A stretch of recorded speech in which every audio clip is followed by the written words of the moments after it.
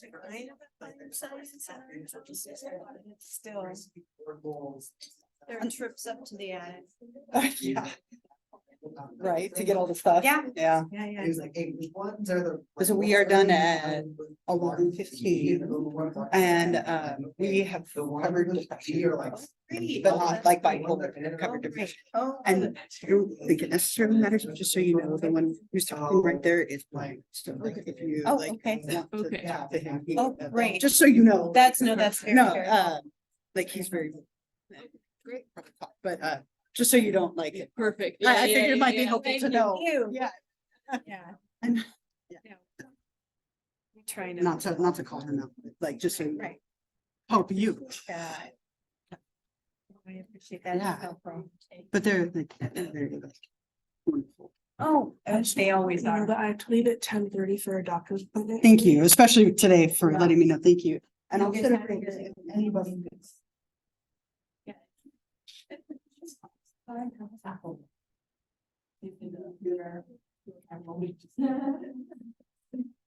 Like they run, I'm out. I've been tripping back over there. I mean, that's good, but it's like.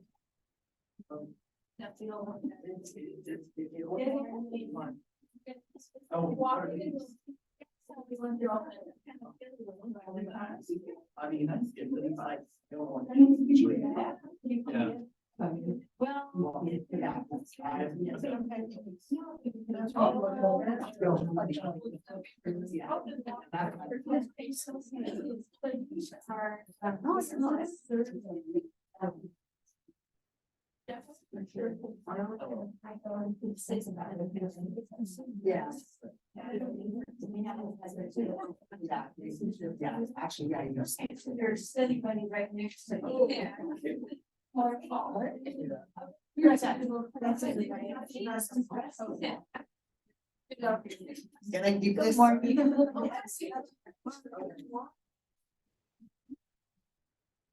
Okay,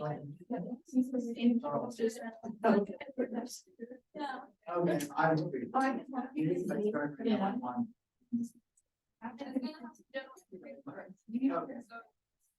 It says age, which would be. And then the gender that you can identify with.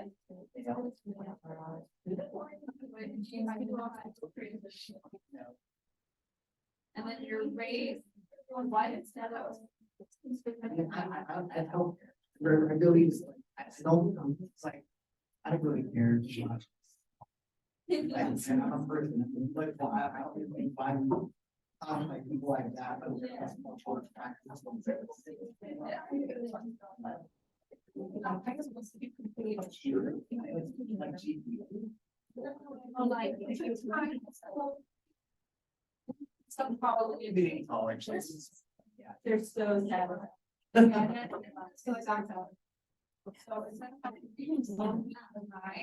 It's meant to see how. So we see by the end of the class. I like it. I think what's hard is like the weeks that they over. Like when one's ending and one's starting, that's but I really like it because I think when one's to true. Which is good for them. And I'm just. She's going well. Yeah.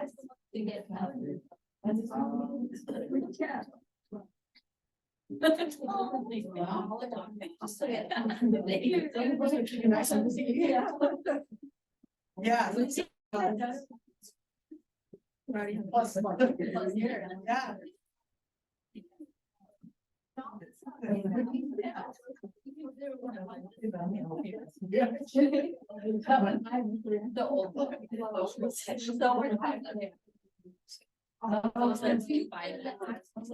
Do we have another spot? Oh, there's a second here. It's right there. Okay, great, thanks. So many cords, right? No, so many, and I don't know why I have such a hard time.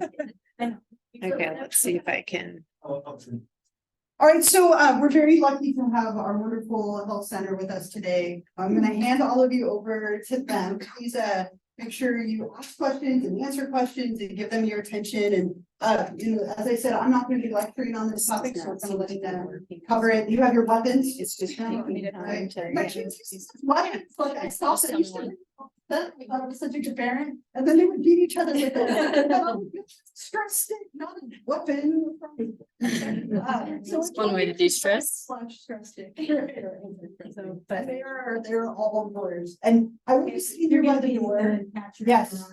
So if you need to leave for any reason, which they might talk about as well, I will be by the door. Just know that I'm gonna check in with you. Even if you're just going to the bathroom, that's fine. But I will check in with you. If you run, I'll try and trip you and tackle you. I'm just joking. People to the back. Right. You are committed. I'm not much of a runner. Go like this and basis. Right. Yeah. So, well, good morning. I got to give most of you your toys this morning, so I got to see you get really happy really fast. So my name is Allison Barton, and I'm coordinator at the Martin Mark College Student Health Center here on campus. How many of you know about the Student Health Center? Well, you do now, because I told you. How many of you have ever been to the Student Health Center? So a few of you. Okay, for those of you who don't know or haven't been there before, it's right across Raider Walk from here. Like you're literally as close as you can be without actually being in the Student Health Center. And you have access to all kinds of great services there. You have a card that looks like this in your those new ones. You have old ones, okay, but they still have the same information on them. So we're open Monday through Friday here on campus, regular office hours Monday through Thursday and a half day on Friday. And we offer free, well, not free, pay to help fee. So you have access to medical services and mental health services as well. A lot of students don't even know they paid a health fee and they don't realize what they get for that. So we have a wide range of family planning services, including wellness exams, STI testing, birth control. We have self-help, so like if you get to school and you have a headache or you need a Band-Aid or whatever, we have a little place that's self-help right in the waiting room. You don't have to ask, you can just grab your Band-Aid or your Advil or whatever. We also always have free condoms, bags of free condoms. And usually after we do these presentations, there's a big rush to go get condoms. And I just want you to know that we're welcome to do that. They're right there. We also, students have access to 6 free sessions of mental health counseling every semester, which is great. And then we have a helper, a case manager who can help you find more services if you need more than that, or things that we don't provide at the student health center. She can help you get that in the community. So we always just really like to make sure everybody is aware of this wonderful services you have access to for that low fee of $25. I mean, truly, we have lip balm that you can get for free, that you can get $25 worth of lip balm every semester. It's a good deal, trust me. So today, though, we're here to talk specifically about suicide prevention. It's a very serious topic, and I understand that you just had a unit or just have explored suicide and suicidality and depression. And so we're here to talk to you a little bit about how you can help to prevent it with the gatekeeper training. It's called QPR, question, persuade and refer. That's what it means. And it's sort of in a sense like CPR, where you learn very specific skills, but instead of saving somebody's life, or if they're having a cardiac event, in this case, it's if they are considering suicide. So I think it's going to be really meaningful after you've had that you've studied the topic. So this was developed by Dr. Paul Quinault, and he is a psychologist, mental health provider up in the Seattle area. And they have a rather large amount of suicidality there. And so he put this training together to help citizen responders like yourselves work toward reducing suicide in his area, and it is now nationally and I think internationally available. So, and we know that on our campus, it's been really helpful when we have trained students. When we have trained students to do PPR, they do it. We've had a lot of students referred to us. We've had a lot of students referred to us to the Student Health Center by students who walked students over and said, "Hey, my friend needs help." So just be aware that it is a very effective, thing. All right. So next slide, please. Second word. Great. There we go. We go. So these are the goals then today. We want to teach you how to recognize warning signs early. We want you to be pretty aggressive in your response to those, right? There's not a lot of time to waste once you realize somebody is suicidal. And early referral. Nobody in this room is a mental health provider, I don't think. Right? So we don't have the skills to really work with somebody when they are exhibiting these signs, but what we can do is recognize them and get them the help that they need right away. So again, early professional assessment and treatment, that's the goal.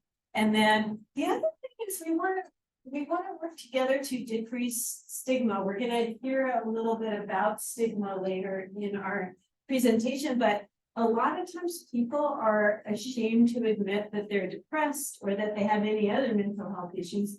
And they also are ashamed to admit sometimes that they are thinking about hurting themselves or killing themselves. So all that to say, we want to treat suicidality and depression and other mental health conditions as conditions, just like, blood pressure, high blood pressure, or any other condition that can be helped. Right. Brilliant. All right. So it's not intended to be a form of counseling. We're not here to counsel and be counselors, mental health providers for you, nor are we expecting you to learn how to do that. What we do want to do is offer hope through positive action. So this should get, by the end of today, you should feel like you could do something to help prevent a suicide. Okay. All right. So just to you get kind of a background of what suicide is and depression and those sorts of conditions that are kind of, go together, right? So we want you to know that in the United States in 2021, that 12.3 million adults seriously thought about suicide. That's a lot, right? That 3.5 million made a plan and 1.7 actually attempted suicide. So it's a lot of people. It's a big thing. That's one death every 11 minutes of suicide in the United States. All right, and then you can see that over time, suicide rates have increased. There was a little downward trend in 2020, then they popped right back up again. And there are a lot of theories as to why that's happening. Many theories. I don't know that anybody knows that it's one thing. It's probably a mixture of things that have happened all together, but just so you know, it continues to be a problem. Yeah. And then, so this is comparing males are the solid colors and females are the striped colors. And you can see that over age groups that it increases kind of with age. There's a little pop up in the college age group and then drops and then it continues on. So the most common age where suicidality for men is a big deal is 85 plus. For women, it's more in that 35 to 44 age group. So that's the big thing to know about it, right? So 4,143 suicides in California in 2020, 10.4 per 100,000 people, right? So that's the rate. Okay, so again, it's an issue in California too. All right. So in Ventura County, it was the 9th leading cause of death in the county. right? So 10.2 per 100,000. Okay. All right, and then at Moore Park College, 4.4% of the students that we recently surveyed, so last year we did a survey, and 4.4% of the students surveyed reported that they had attempted suicide within the last 12 months, and it's pretty evenly distributed across cis men, women, and transgender non. So culture is a piece of this, right? Culture matters. And so a lot in many cultures, people think that if they say they're depressed, people are going to think they're crazy. They may not fit into their social circles. Discussion of mental health issues is not appropriate, all those kinds of things. So those are all the things that we think about when we think about stigma. And one of our goals today is to reduce stigma, right? All right, so, and then just to see some racial ethnic groups with the highest rates of suicide in 2021. You can see that the non-Hispanic American Indians / Alaska Native had the highest rate, but non-Hispanic white second highest. And you can see the next one, non-Hispanic Native Hawaiian or other Pacific Islander. So that's a really tiny group, but a big, group suicide rate, unfortunately. And you can see multiracial and then non-Hispanic Black, Hispanic, and the non-Hispanic Asian. So, but the biggie is the non-Hispanic American Indian on 28.1. Right, wait, so that's that many per 100,000. Okay, good. So then, so in the Black community, it's a really, it's obviously quite problematic, right? So Black boys ages 10 to 13 are 2 to 3 times more likely to die by suicide than white boys in the same age group.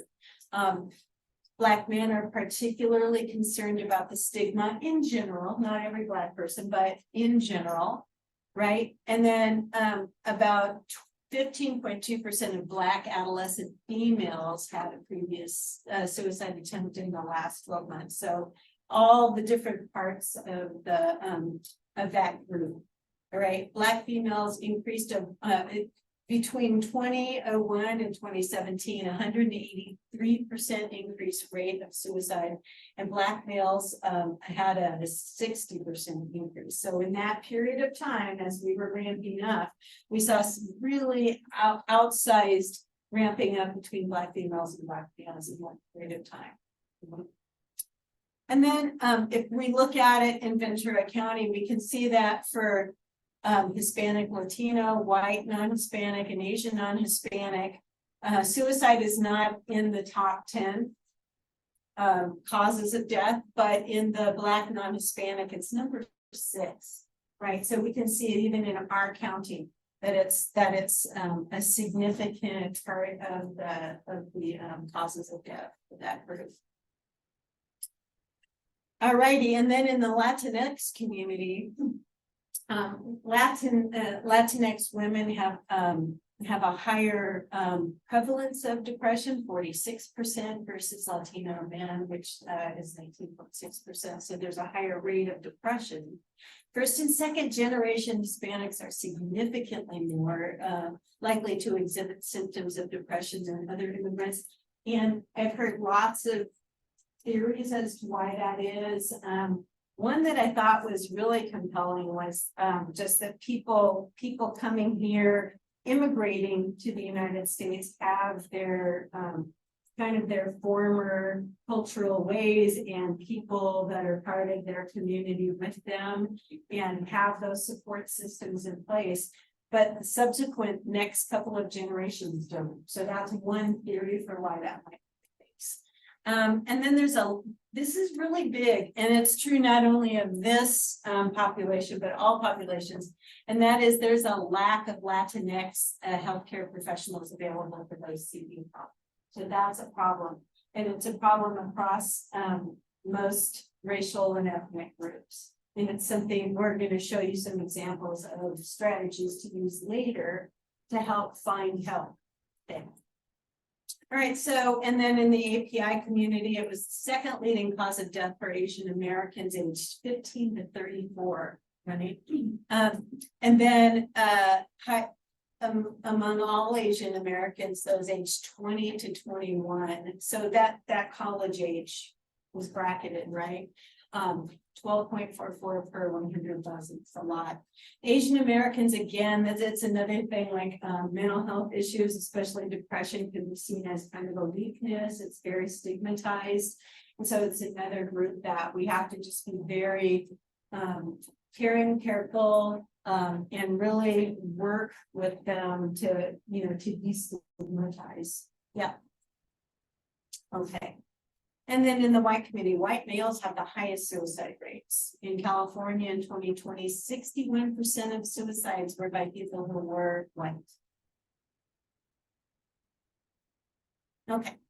So, and then another really important group to look at is LGBTQ plus youth. 69% reported feeling persistently sad and hopeless, compared to 35% of heterosexual youth. 4 times more likely to attempt suicide during the pandemic. There are lots of reasons, being forced to lock down and not being able to be their authentic self, perhaps. All those kinds of things read into that. And then LGBTQ plus people attempt suicide 5 times the rate of heterosexual individuals, but if there is family rejection, that goes up to 8.5 times. So it's really, really significant. They have been persistent over time through COVID and beyond. Yeah. All right. So the veterans community is another group that really has a high suicide rate. It's the 13th leading cause of death. Second, if in those over, under 45. Veterans have an adjusted suicide rate that's 57.3% greater than the general population. 20 veterans die by suicide per day in the United States. They have their own special number on the suicide hotline, which we'll share with you later today, just so you know. And then, let's see, 1.6% of veteran young adults aged 18 to 25 reported making a suicide attempt during the previous 12 months. So that's an increase. All right, and then mental health by age. So people 85 and older have the highest rates of suicides. And you can see for 85 plus, it's 22.4 per 100,000. And then it drops a little bit, 75 to 84, drops a little bit, 65 to 74, but then it's up in those middle age years and from 25 up. So concerning nonetheless. At the bottom one, the 10 to 14 is still 2.8. I mean, thinking about it to a 14-year-old, that's incredible, right? So there are concerns everywhere. What can anybody give me an idea of why an 85-year-old would consider suicide? Why would that be? What do you think? Because their spouse passed away. Could be that their spouse passed away. Yeah. Like chronic pain. Yes. What else? The other. Yeah. I don't have such like the spouse being also just like loneliness as well. Loneliness is a significant one too. Yeah. Alzheimer's. Could be, yeah, could be, absolutely, or other chronic illnesses that are fatal, right? That they want to be in charge. Yeah, absolutely. Yeah, so we'll talk a little bit more about that as we go. But many of them do not want to be a burden to their families. The case. All right. Okay. Ooh, bless you. All right, so in Ventura County, our hospitalization rate due to adult suicide and intentional self-inflicted injury was about 14.7 per 10,000 people, higher than the California rate. Looking at adolescent suicide and intentional self-inflicted injury, the rate was 50.3 per 100 per 10,000. So higher than the California rate was. So not awesome. All right. And then the suicide rate, what do you notice about that one? So we have the top line is males, 22.8%, females, 5.7%. I told you that the male rate is far higher. Right? And there's a lot of guesses about why that might be the case. A lot of theories about that. Okay. Okay, so, and then the same bears true in Ventura County. So you can see that suicide is the 7th leading cause of death for males in Ventura County, and females not even in that top 10, and we don't have numbers for other genders. All right. So this is another really significant, this is right here at Harvard College last year when we did our survey, we did this health survey. So you can see that negative suicidal screening, that means they hadn't considered suicide. So for cis men and for cis women, it's about 2/3 of cis men and women have not considered suicide. But in the transgender non-conforming, it's flipped. So about 2/3 or a little more than 2/3 of that group have considered suicide, but the other. So it's almost exactly flipped, 1/3 has not. Yeah. And then just some COVID related statistics. We had, I'm sure everybody in here is aware that during COVID, we had a big uptick in mental health issues. We noticed a huge uptick there at Harvard College too.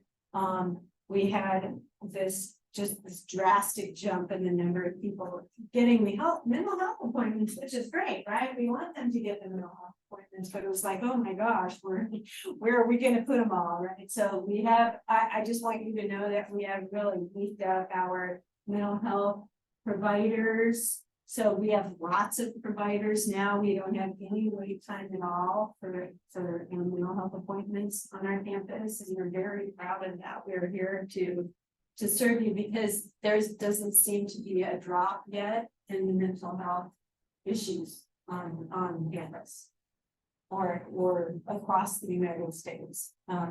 So we had the suicide rate didn't seem to go up during COVID, but we do know that a lot of people started using a lot more substances. They started reporting trauma, kind of traumatic stressor related things.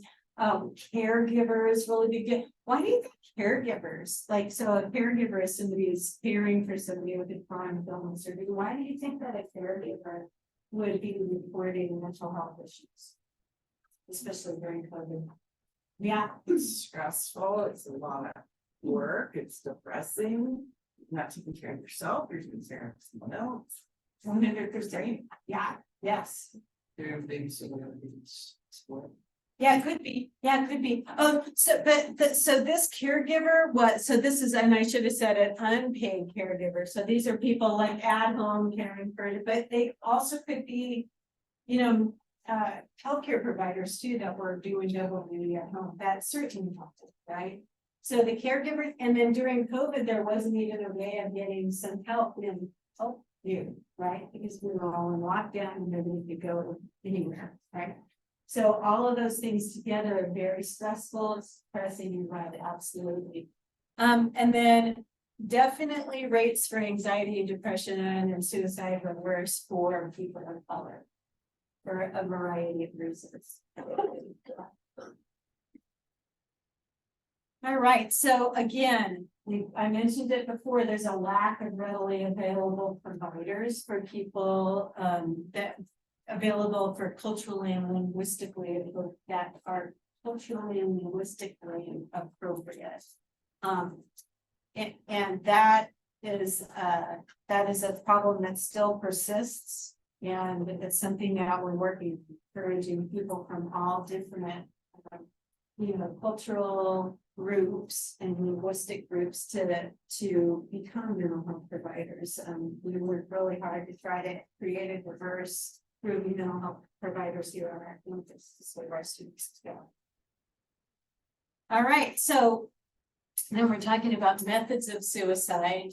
So you can see from this slide that firearms are the leading and most lethal for men, right? Followed by hanging, suffocation, poisoning, and then other, right? But 43% of male suicides are by firearm. It changes a little bit for females. Firearm is only 19%, but hanging, suffocation, 38%, and then poisoning is the second form for women.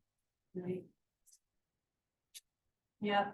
So the leading indicator that somebody might be suicidal and the precursor for suicidality is undiagnosed and untreated depression, right?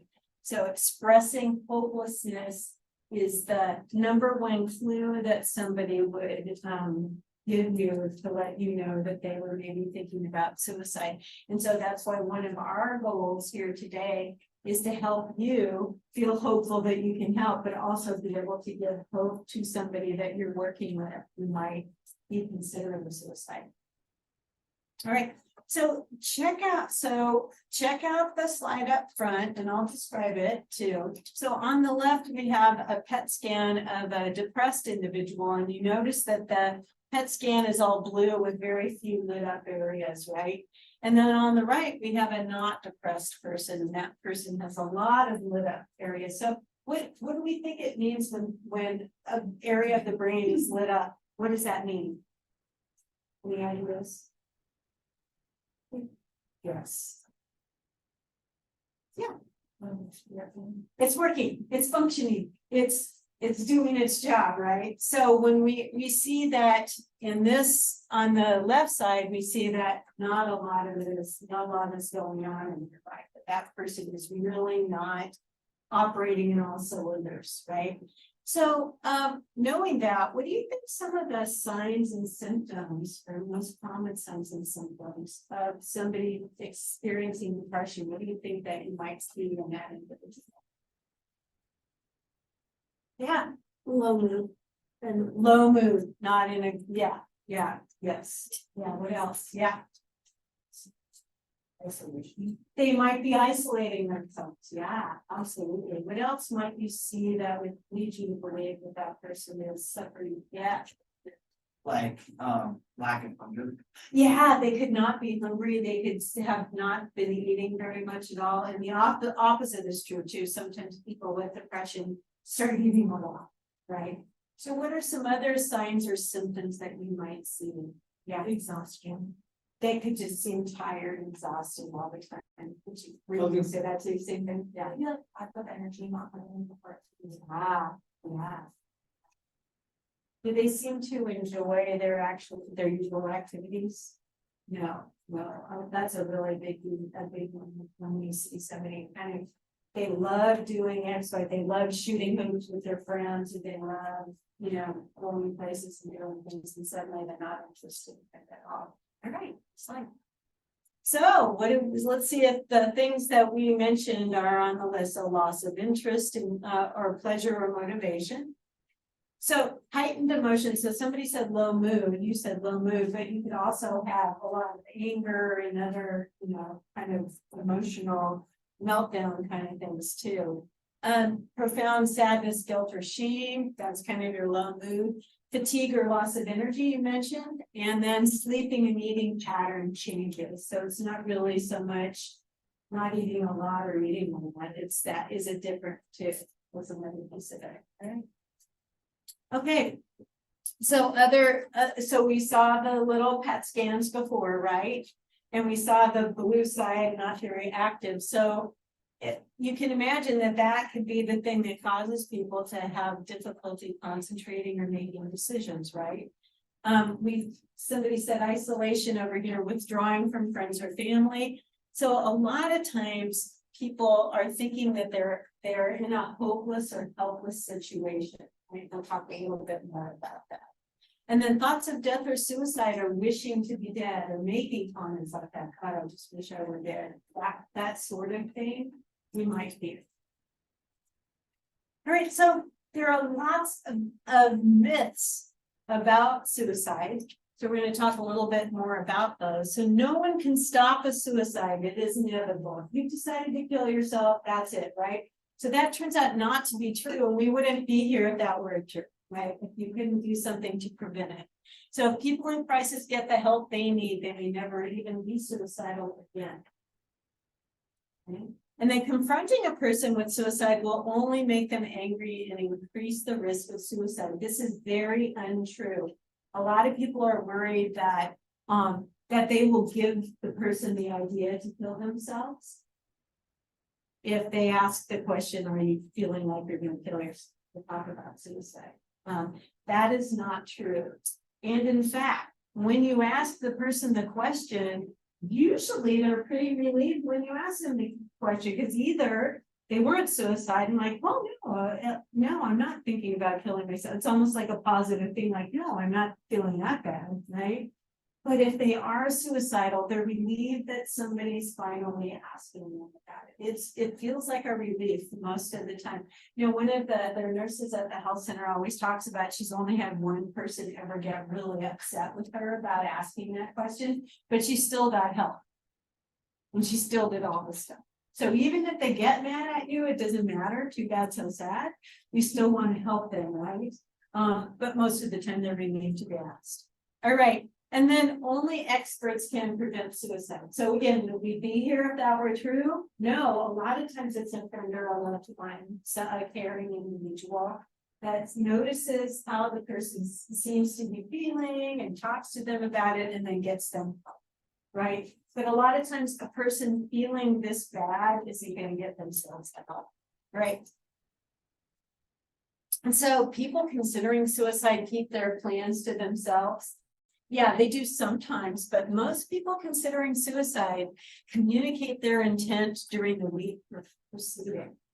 And sometimes it's not really obvious that that's happening. So my son had a friend, actually it was very, very sad. It's always sad, but this was a middle schooler who started giving away his stuff to his friends, toys. Yeah. It sounds funny, but they have these fancy trapper keeper, you know, like binder things in their backpacks, and he was giving his really special one to a friend. About a week before he killed himself. So that was a hint that nobody knew to prevent on. So those who talk about suicide don't do it. We've talked about that. They do talk about it a lot of times. They don't, but they'll do these gestures, okay? And then once a person decides to complete suicide, there's nothing anybody can do to stop them. Again, you wouldn't be here if that were the case. There's a lot you can do, and we'll learn more about that.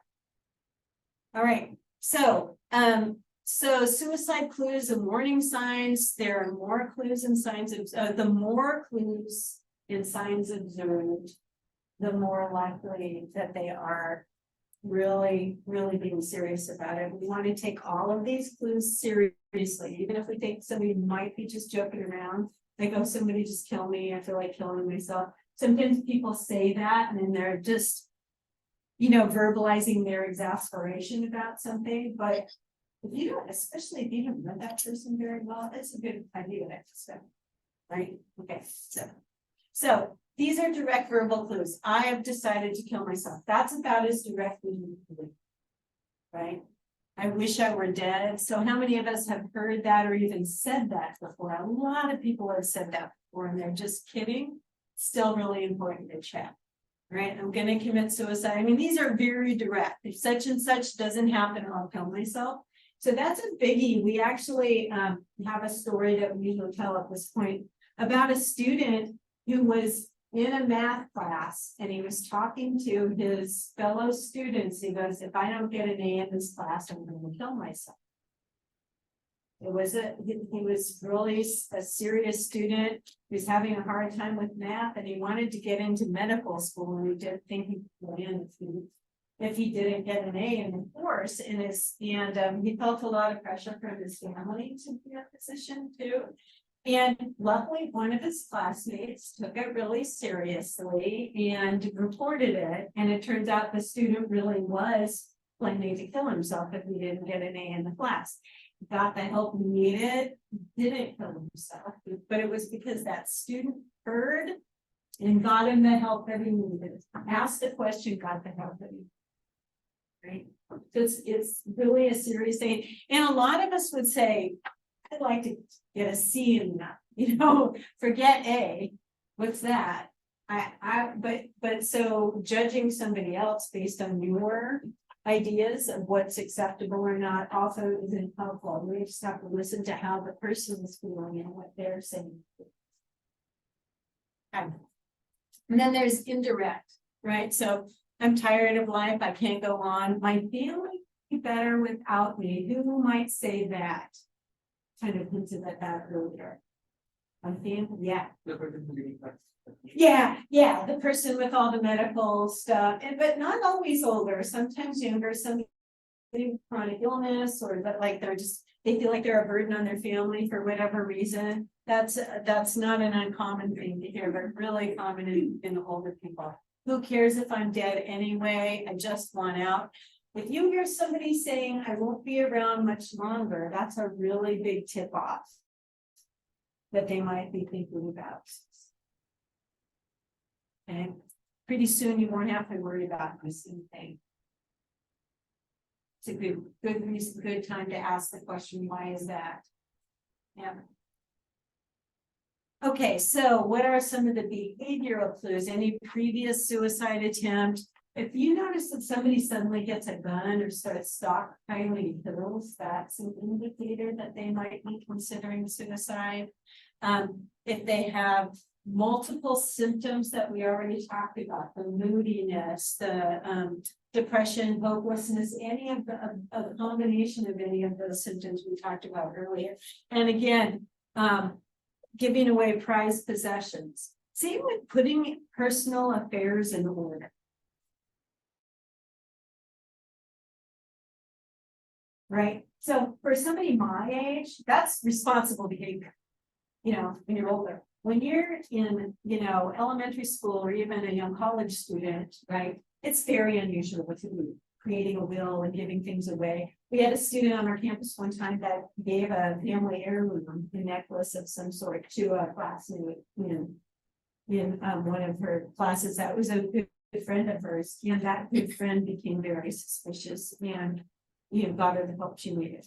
So that's not an uncommon, making plans for their not being in. All right, so sudden interest or disinterest in religion. Right? Drug or alcohol abuse or relapse after a period of recovery, especially with alcohol. It's such a depressant, and a lot of a very significant percentage of people that kill themselves do it while under the influence. Unexplained anger, aggression, irritability. We talked about the mood swings. Seeking revenge. We're talking or writing about death. So we get a lot of reports from instructors about students who've written about revenge or writing about death or writing about depression. And they let us know about it and we reach out to the student and try to help them too. Those will be places where we might see some kind of suicidality. Engaging in risky activities. So a lot of people like to do risky things. They like to drive fast, and they like to, use more substances than maybe help with it, for example. So you kind of have to look at it compared to the rest of their activities. So if you drink a couple of drinks at a party and that's pretty typical for you, okay. But what if you start really drinking a lot? What if you get smashed every night, right? Or what if you like to drive fast, but what if you're driving under the influence, or you're driving fast all the time, even in residential areas or where there are lots of obstacles, right? So there's risk, but then there's unusual risk for the road. So another situational trigger or clue, being fired or being suspended from school. So when we have students that come before dean of student conduct and we're gonna get in pretty big trouble for something, we always reach out to them and talk to them about getting some mental health services. It's just a routine thing, pretty common. Sometimes a recent or unwanted move, why might that happen? Recent or unwanted move, yeah. Parents lost their job, parents divorced, 1,000 things like that, right? So our kids, were our military kids, as well as in the Navy, and we moved a lot, and all of those moves were unwanted moves, right? And so it was really quite a lot of pressure on our kids. Loss of any major relationship. So we had when we have students who are involved in breakups, that's a pretty common thing at your age group. You're learning how to be in relationships and it's new and exciting and then it ends and you're ready for the next one, but sometimes you're not, right? So any major relationship.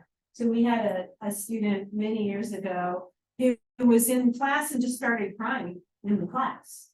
And his instructor was really concerned and walked him over to the student health center and one of the nurses there said, hey, what's going on? And he described this suicide plan of a friend who had just lost his girlfriend. But it turns out that he was actually describing his own plan. And the nurse in our assumed health center just got kind of like her spidey, her spidey like senses were tingling, right? And contacted the family and found out that actually he was they were going to have a party. That's where the friend was going to kill himself. And his sister said, oh, no, that friend's fine. He hasn't killed himself. And so she was able to get a team together to help the student. And, it was quite a complicated plan that the student was describing, but they managed to get him the help he needed right away and prevent that suicide. So loss of a significant, so somebody else mentioned like a significant other, like the spouse died or whatever, it's a really common situation or trigger. Death of a spouse, child, best friend, especially if by suicide, yes. Especially, it's really hard when the child dies. It's very hard on people. But any of them are going to be difficult. And then we said this earlier, diagnosis of a serious or terminal illness. Very common. All right, and then sudden or expected loss of freedom or fear of punishments, and people getting incarcerated, even kids getting put on restriction. I mean, my son actually told me he was going to kill himself because I took his skateboard away from him when he was like a freshman in high school because he wasn't wearing a helmet. That's the rule. You have to wear a helmet. And he's like, I'm going to just kill myself. So we took it seriously. And we took him to get seen by a psychologist, and he did not enjoy that. And he may have. This is an interesting experience, but anyway, all that to say, he never did that again. He never seemed to he didn't tell us about any contemplation of suicide after that. And he knew what we were going to do. He would take it really seriously. And I think he kind of freaked himself out a little bit too. Okay, so we said some of these other ones, anticipated loss of financial security. That really freaks a lot of people out.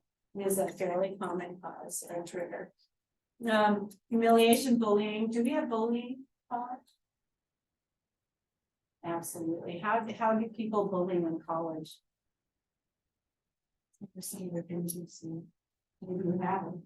We had we have a lot of online kind of bullying. People posting unflattering pictures or pictures you didn't want to have posted for whatever reason, or calling people out on stuff very publicly like that. That's a pretty common form of bullying at this age group. Loss of a cherished therapist, counselor, or teacher. Yeah, that's a really common one. I had a friend when I was in junior high whose teacher died from carbon monoxide poisoning. They used their oven to heat up their house. And the whole family died that way. And it was, I mean, it was an accidental death. It was awful. But it really freaked my friend out a lot. So just be aware, these are all really significant triggers. And some that it's when it's time to come, you know, kind of come along and take care of your friends of that. Right? Okay, so Jasmine's gonna take over. Now you're getting, now that you have the setup, you know, all, you know, a lot of this is about reasoning, you know, about the background and that this is a fairly prevalent common and serious problem. She's gonna give you the steps on what you're gonna do to help save your life. All right, and I just want to quickly introduce myself. So I am Jazzy, I'm the health educator, so I'm an AD 126, so right by the Student Health Center. If you ever have any questions on anything health education, come to me. You might see me on outreach, and yeah, but it's really great to be here with all of you today. So let's cover how you actually get into QPR. So okay, let's stay here. It's easier for me to see that one. Oh, sure. Sure. All right. So the first part of QPR is question, right? So what's really important is that there's always ways that we're going to tell you to ask the question, like the best way to ask a question. But we're going to keep letting you know that at the end of the day, what matters is that the question is asked, right? Even if it's not perfect. So if in doubt, if something doesn't seem right, if you're talking to a peer or someone else, and that like Spidey sense, as Allison said before, comes up, if in doubt, don't wait, ask the question. If the person's reluctant, be persistent. You know, it's a tough conversation to have. It's a tough situation to be in. So it may not go like, hey, I was just wondering, like, are you thinking about committing suicide? Well, yes, I am, right? It may not go that direct. So be persistent. Try to take the person to a private setting. Again, it's a very hard conversation to have. So being around a bunch of people, you may not get the response you want. And also you want to respect that person's need and privacy. And it may make it easier for you as well. Being able to ask that question is wonderful. And that usually means you're kind of in that position where you want to start helping and taking all those steps. But it's really important to let the person talk freely, right? So giving it that time where you can have that conversation, there's open communication, and you're not kind of jumping straight through all the steps like, great question. All right, let's go here. Let's do that. Here's what I think you need, right? So let them have that opportunity to talk. And so with that, you have to give yourself plenty of time. If you have somewhere to be in 5 minutes, that's probably not the best time to start this conversation. In that case, it's either better to see, okay, can I, skip what I'm doing next? Can I find someone else to have that conversation? Can I get them to agree to meet me in exactly an hour or something like that, right? You don't want to be like in between classes and be like, I've got to go, I've got a math test, but real quick, just checking in, right? And then we're going to give you tons of resources today, and we're going to show you where to find additional resources. But that's why you have that booklet. There's a lot of great resources in here. Knowing that and being familiar, the more you're kind of practice with what to give out and what to connect students to, the easier it is for you and them. So be ready, have those resources on hand.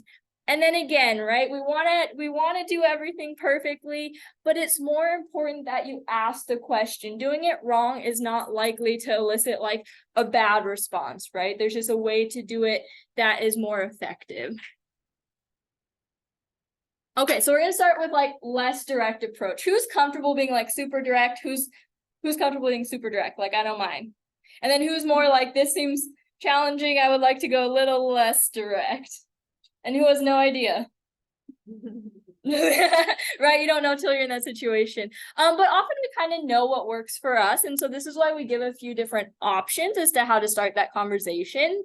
So with a less direct approach, you can kind of just open up that conversation like, hey, I've noticed this, it's in this, or I noticed you're not coming to class. Have you been unhappy lately? And that's like, yeah, that opens a conversation. They can share like, I've been really unhappy. I just had a loss. And then like, I lost also my job and I'm not sure where I'm going to live. Right. So they can kind of share a little bit. And then you get to like, take that next step. Like, have you been like really unhappy lately, like so unhappy that you've been thinking about ending your life. So that's where we're getting, like, we're not necessarily using, you know, suicide as a word, we're kind of leading up into it, but we're still asking them, are you thinking about ending your life? It's important that we're really clear with what we're asking. And then there's kind of also approach, because there's actually more and more, like, sadly, data coming out even on children under the age of 10 with suicidal ideation. And so one approach that sometimes works for someone who's younger or maybe has like a different processing method is to ask, like, do you ever wish you could go to sleep and never wake up? And so again, that's going to need some more follow-up questions to it, but it's kind of indicating that idea that someone wants to not wake up anymore. Questions on the less direct approach? All right, moving right along. All right, direct approach. So for those of you who are comfortable getting right to it, you can again kind of start the conversation more organically, but you kind of then interject something along the lines of, you know, when people are hurting or upset as much as you are, they sometimes wish they were dead. I'm wondering if you're feeling that way too. So it's like, again, just kind of setting them up, like, I'm seeing you're going through a lot. Are you wishing you were dead? And then the more direct approach even is, are you thinking about killing yourself? So if you can't get any other part of the conversation out, and that's the one line you can remember from this, that is a very effective method to just directly ask, are you thinking about killing yourself? So even with all of this training and practice and thinking about it, sometimes it can be really hard, or maybe we feel too close to the situation. Maybe we feel like we're not the best person to ask this question. If you can't ask the question, find someone who can. So if this is outside of school, it's friends, it's something like that, you know, maybe consult someone else and be like, hey, I'm worried about this person. Do you think you can follow up with them? If it's a family member, finding, again, maybe someone in a family or a chosen family that you can have follow up. If it's here on campus, who could you come to for help? That would be us. Absolutely. So whether that's going to an instructor first, if you aren't comfortable, you forget where we are, which again, admin building right across the way, or whether that's just going straight over to us or getting that person over to us, we are always a good place to come if you want us to ask that question, right? We are practiced at it. Especially our medical team has done it many, many times, and our mental health team. So just find someone who can. And do that sooner than later. Again, it's not something you can be like, we'll let the weekend go and we'll revisit on Monday, right? Okay, so here are some ways not to ask the question, or preferably not to ask the question. So let's go through them and let me see what you think as to why these aren't the best method. So the first one is, you're not thinking of killing yourself, are you? Why would that not be effective? Yeah. It feels judgmental. Yeah, it feels judgmental. Any other thoughts? Absolutely. Yeah. Yeah. Yeah, it's definitely a rejection of the idea. And that's just like putting it right out there. Like, you're not gonna do that, right? You're not gonna do that, or you know. So yeah, it's that rejection. It's putting it out there that's like, yeah, it's not the best way to ask them. Okay, the second one. You wouldn't do anything stupid, would you? Why is that not an effective method or the best option? It's insulting. Yeah, absolutely. Yeah, definitely. Yeah, and so we're calling it stupid too, right? Someone's already not potentially in the mental health space, and now we're like, well, that's dumb. Like, that is stupid. Why you wouldn't do that? And we're also kind of like, you know, if you've all ever worked on surveys and there's ways you ask a question because it's a leading question or not, like, that's a leading question. And then the last one, suicide's a dumb idea. Surely you're not thinking about suicide. What do we see with that one? It's kind of like the other two, right? It's not really phrasing it in a way that's starting an open conversation. They may not feel like they can answer honestly because you're already telling them it's dumb. Like, that's just dumb, you know? Like, what? I just have to ask this, but that's dumb. Yeah, so they can come across as judgmental or leading or dismissive for sure. All right, so we've done the question part. Anyone have any questions on the questioning? No, feeling good. And I always encourage students to like make your own version, like some sentence you would use, a natural conversation you would have, and have that ready, because like, you don't need to remember exactly what we're saying. But once you've developed how you would have your tone, that can help you just have that sentence ready to go. It's right there. You know how to open that conversation. All right, so we're on to the P, persuade. So how can we persuade someone to stay alive? Remember, a lot of this was about offering hope. So listen to the problem and give them your full attention. Often we don't know the full story, and it's really is a sign of like trust when someone's willing to share with you. So you want to give them your attention and be appreciative for what they are willing to share with you. And then it's hard sometimes, but remembering suicide's not the problem. It's only the solution to a perceived insoluble problem. So I'll let Allison, she always has like a saying she says from a friend. Oh, right. My friend always says it's a permanent solution to a temporary problem. Yeah. So getting people to see that, right? Like there's a temporary problem that we can address, we can work on. Suicide's not the answer.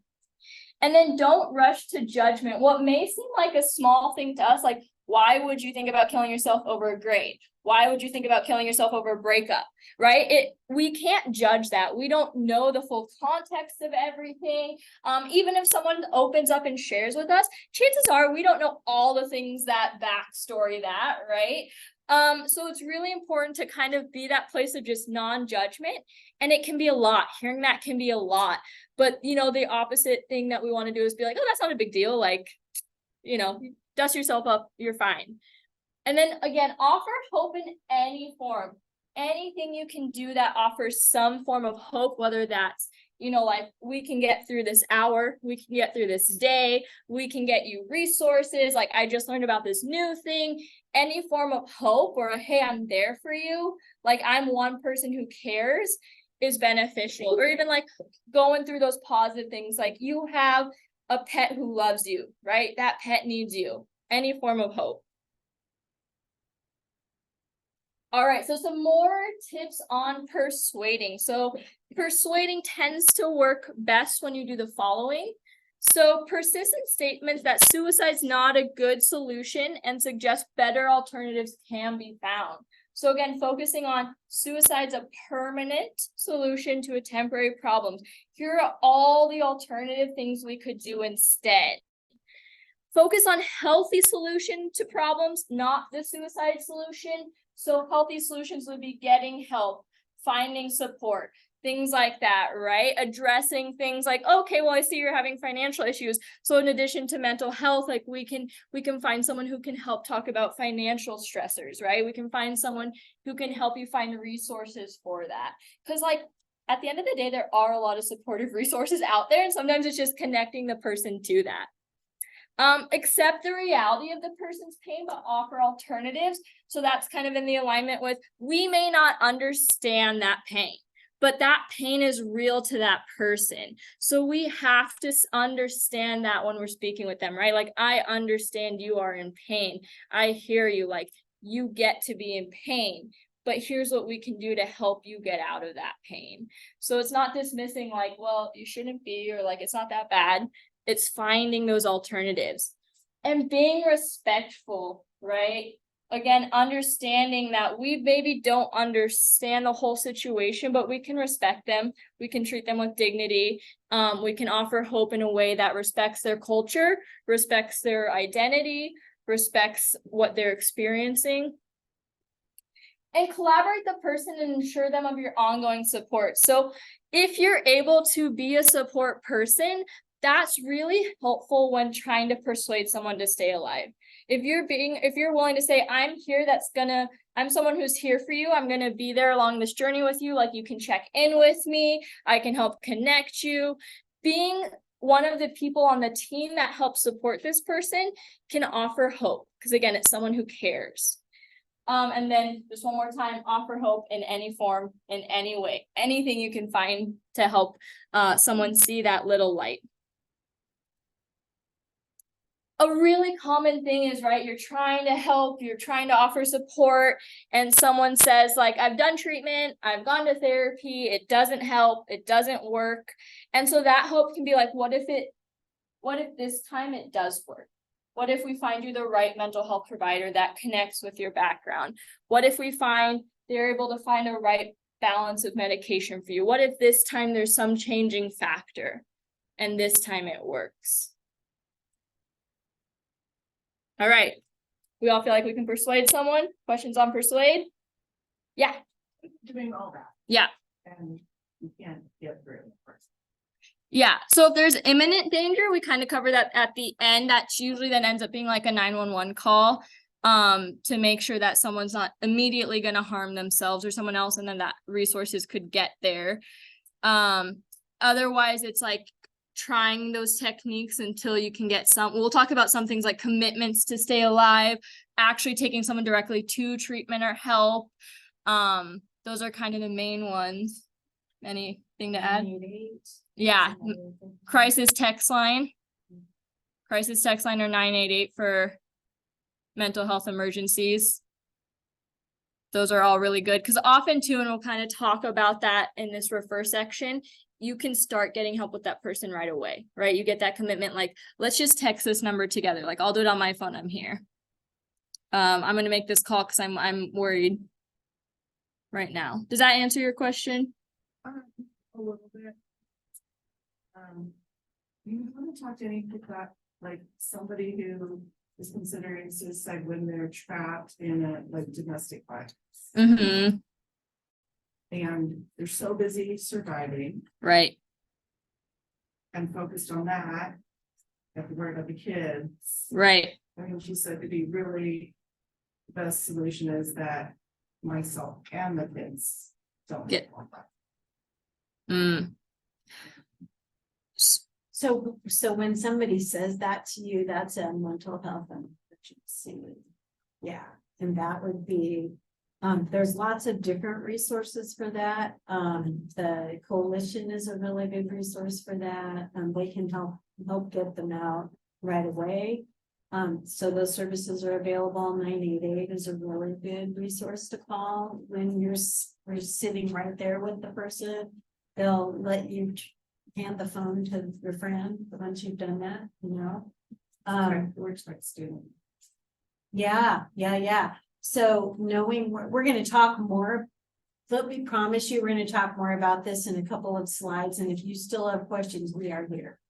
Yeah, Okay. I think that's a good one to circle back to. Yeah. Like, we'll get, because it is important because like this offers like, you know, an hour and 15-minute training on like the quick nitty gritty of it. But there's definitely those personalized situations that help us because it's, you know, reality doesn't always work where it's like, I'm concerned. Oh, good. You're going to get help. Like, yay. So it's really good to have those conversations as well. For sure. But yeah, so great question. And we will come back to that. I promise. Okay. So the last part of QPR is refer. So suicidal people often believe they cannot be helped. Or someone feels trapped and that there's no hope. And so we have to be able to get people to the right referrals. That's the giant portion of this training. So the best referral involves taking the person directly to someone who can help. Ask, will you go with me to get help? So if you're on campus, where could you go? This should be louder. So the student health center, right? Like, I'm just going to walk with you across to the student health center. So if you're not on campus, knowing your resources, we have little mental health cards and it links you to our website that has a ton of community resources as well. So if you're not on campus, knowing those community resources you could bring to someone and just being like, hey, like right now, let's go get help. That's our best option because again, there's always people who know more than us. There's always people who are in that field who can connect to even more resources. So that's like goal one, get help immediately with them. The next best referral is to get a commitment from them to accept help and then make their arrangements to get help. So something like, will you let me help you get help? So we're not necessarily getting the person immediately to where they need to be, but you're getting that commitment from them that they're going to let you be part of this process now. So that may be connecting them to the coalition or interface or mental health services, or like, hey, I found this website or this app or whatever. So that's like the next best, is they're agreeing to let you be part of this process with them. And sometimes people need that, like they're not ready right that second, and they need that like, all right, like I promise we'll work on it. The third best option is to give a referral information and try to get like a good faith commitment not to complete or attempt suicide. So this is the third best option because, again, you're not necessarily getting them help immediately. They're not agreeing to get help, but it's that idea of what can we do to keep you safe for now? And often if someone says like, I promise I will not try to attempt suicide today, I won't attempt suicide this week, that is like a commitment that they're making to you. So thinking about what can I get you to do to stay safe for now? Like, hey, until we figure it out, until we find the best resource for you, until we address these concerns you have, can you promise me not to hurt yourself? And then Allison talked about how sobriety is really important, especially with depression, other mental health issues. So trying to get that commitment to sobriety is really important, and that might be where someone else needs that additional support. So there could potentially be like a need for substance abuse support as well as mental health support. Not everyone can just, become sober suddenly, but your willingness to listen and to help can rekindle hope and make all the difference. So kind of reiterating like, okay, so I hear that you have this going on right now, like here's a solution we can work on here. I hear you have this going on, like let's work on connecting that. Listening and offering hope makes a difference. So these are just some of our suicide hotline and crisis team options. So again, online, and we have a little card if you want it, a little business card. We have way more of these on our website, but there's suicide hotlines, the veterans hotline, Trevor Lifeline for LGBTQ+, crisis text line. So from here you can text courage to 741-741. Ventura County itself, as well as LA County, any county has tons of behavioral health resources. And so we listed those numbers there, but just for time, I'm going to get through this so we can circle back. So again, safety guidelines, as much as we may want to help, if this is an emergency, someone's life is imminently in danger, or someone else's life is imminently in danger, that becomes a 911 call. If it's like less than imminent, that can be 988. But if the person has a weapon, an object that can be used as a weapon, if you're speaking over the phone with a person and they're like telling you they're going to harm themselves or someone else, or if you suspect an overdose, or there's any signs of physical injury, that becomes a 911 call.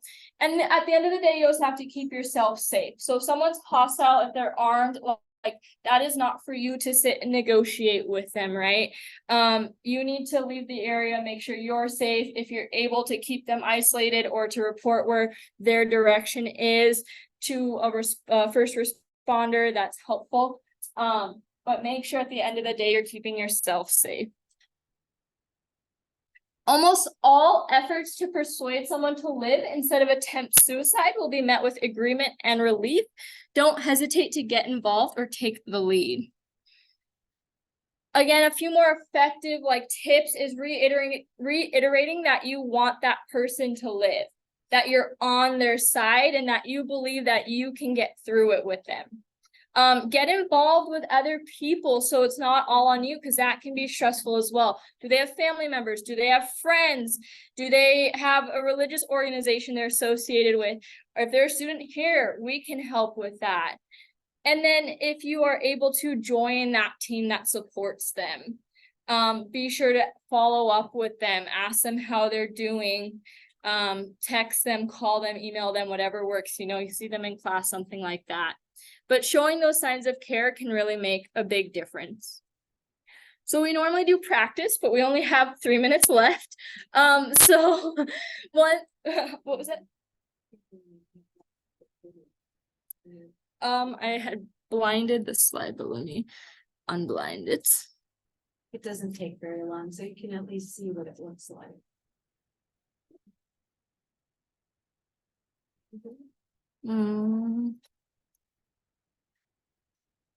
There is a link failure in the video. Okay, so to wrap up on the certification end, and then I'll just answer any questions, and then we're happy to save a few minutes after for that. So if you were here for the entire training, you then have received this awesome certificate. Woohoo! This certificate is good for 3 years, and it indicates that you have received this. We also ask that you fill out the post-training survey on the back of that pre-survey. And then there's again a ton of resources online if any of you want that. We even have like our little concern for a peer brochure. We've got our mental health cards. Anything else to add, Allison? And then I'm happy to answer questions or circle back to that previous question. I just don't want to, I know you're all done and out at 11:15. So when you're finished with your survey, if you could bring it up here to this table, and we'll give you a certificate. Thank you. It was. I know. Right,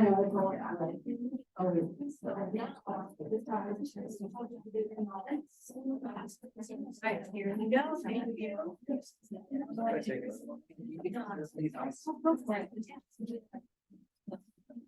I never say on For Jackson, yeah.